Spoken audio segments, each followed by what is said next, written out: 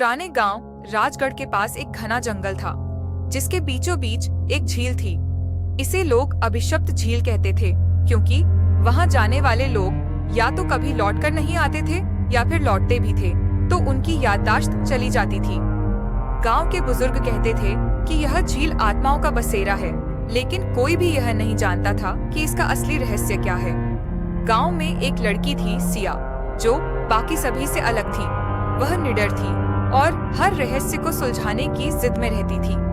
बचपन से उसने इस झील के बारे में सुना था और हमेशा सोचती थी कि आखिर इस जगह पर ऐसा क्या है जो लोगों को लील जाता है।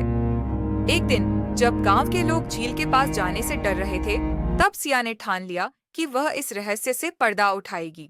सिया अपनी सहेली राधा के साथ जंगल की ओर निकल पड़ी। रास्ता बेहद डरावना था। चारों ओर सिर्फ घने पेड़ थे, जिनकी टहनियां हवा में हिलती तो लगता जैसे कोई फुसफुसा रहा हो। चलते चलते उन्हें एक पुराना टूटा फूटा मंदिर मिला। मंदिर की दीवारों पर अजीब से चित्र बने थे। एक झील जिसमें से धुएं जैसी चीज निकल रही थी और उसके किनारे खड़ी एक छाया। राधा डर गई और बोली, सिया, हमें वापस चलना चाहिए।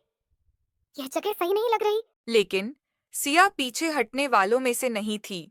उसने राधा को समझाया, अगर हम डर गए तो कभी यह पता नहीं चलेगा कि इस झील में क्या रहस्य छुपा है।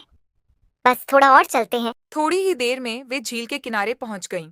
पानी शांत था, लेकिन उसमें अजीब सी हलचल थी, जैसे अंदर कुछ छुपा हो। और अचानक हवा ठंडा हो गई। तभी एक काली आकृति बाहर निकली, लेकिन सिया वहीं खड़ी रही। राधा चीख उठी। भागो सिया, ये कोई भूत है। उसने उस आकृति को ध्यान से देखा। वह एक लड़की थी, जिसका चेहरा बेहद उदास था, जैसे वह कुछ कहना चाह रही हो। अचानक वह आकृति धीरे धीरे पास आई और बोली, तुम मेरी आवाज सुन सकती हो? सालों पहले मैं भी तुम्हारी तरह एक गांव की लड़की थी। मेरा नाम रूहानी था, लेकिन इस झील के किनारे मेरे साथ धोखा हुआ।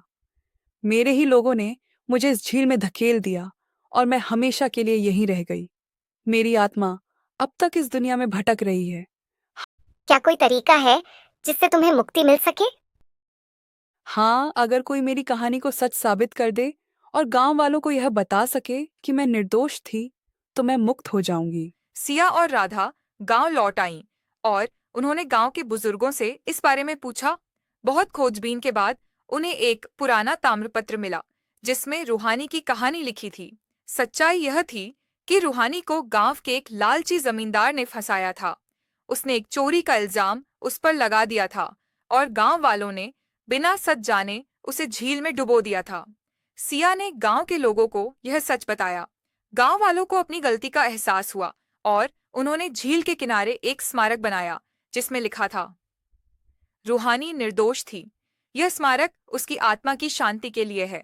जिस दिन यह स्मारक बना, उसी रात झील से एक हल्की रोशनी निकली और पानी पहले से भी शांत हो गया। रूहानी की आत्मा मुक्त हो गई थी। उसके बाद से झील को रूहानी झील कहा जाने लगा। वहां जाने वाले लोग अब डरते नहीं थे, बल्कि उसे एक पवित्र स्थान मानने लगे। और सिया, वह गांव की सबसे बहादुर लड़की के रूप में जानी गई, जिसने न सिर्फ एक रहस्य सुलझाया, बल्कि एक भूली हुई आत्मा को शांति भी दी।